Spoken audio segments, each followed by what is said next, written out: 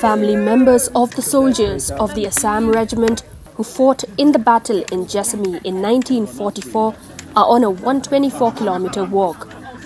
This walk kicked off from the border village in Ukhrul district of Manipur to Kohima in Nagaland on April 1st midnight. Charlotte Carty from the United Kingdom is among the many who are taking part in the walk.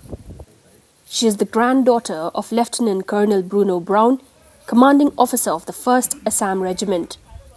Charlotte was accompanied by 26 other walkers, including her husband and 3 children.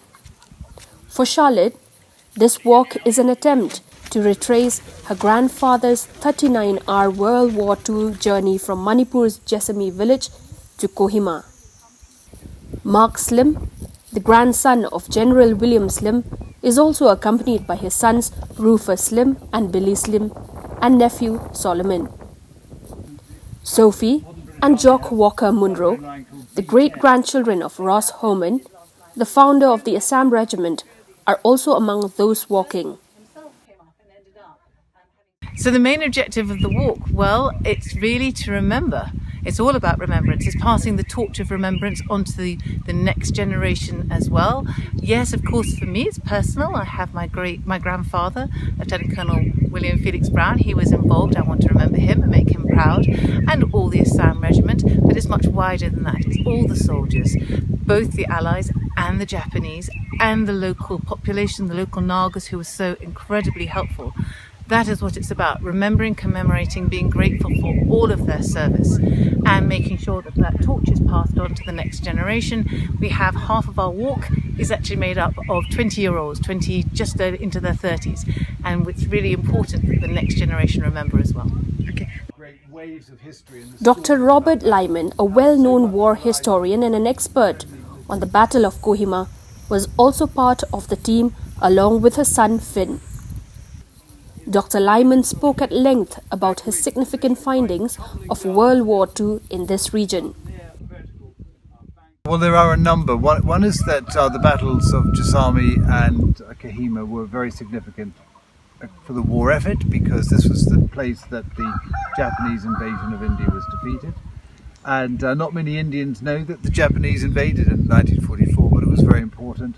And although the primary Japanese objective was to seize Imphal and close the road to Dimapur, General Motoguchi Renya, who came up with the plan to invade India, also had the idea that if he could pour enough troops into the Brahmaputra Valley, it would cause a devastating blow to the Allies.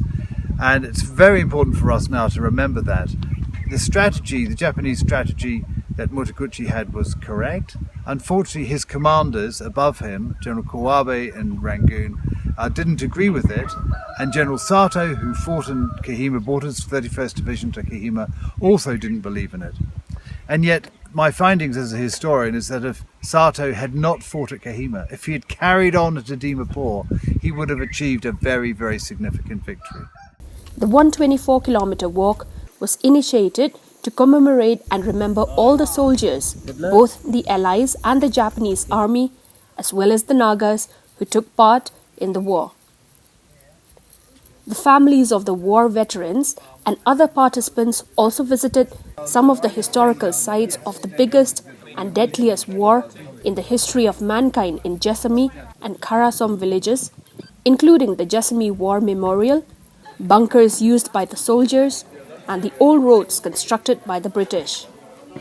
They also saw some of the war artifacts being displayed at the Jessami Village Council office. Don't forget to like, share and subscribe to EastMojo. For any queries, put them down in the comments section below and press on the bell icon for notifications.